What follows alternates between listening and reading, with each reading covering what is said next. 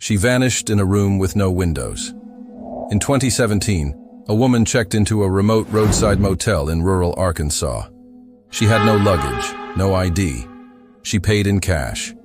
And she asked for one specific room, room 103, the one at the very end of the hallway.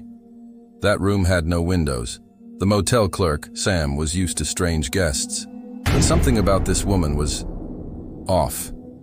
She never smiled, never made eye contact. When he handed her the key, she said nothing.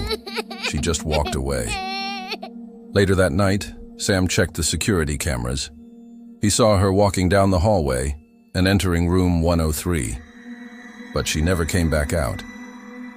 The next morning, a maid knocked on the door. No answer.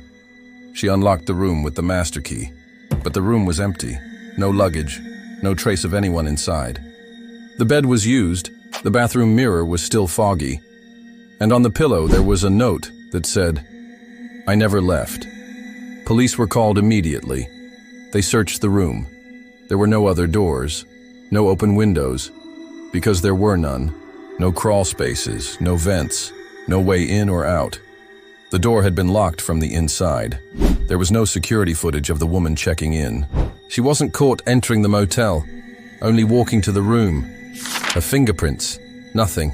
Missing persons reports, no match. It was like she never existed. For months, room 103 stayed empty.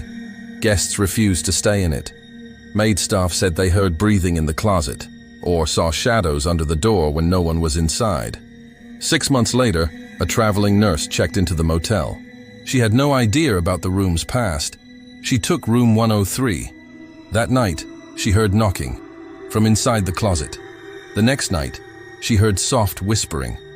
It was coming from behind the bathroom mirror. On the third night, she was packing to leave.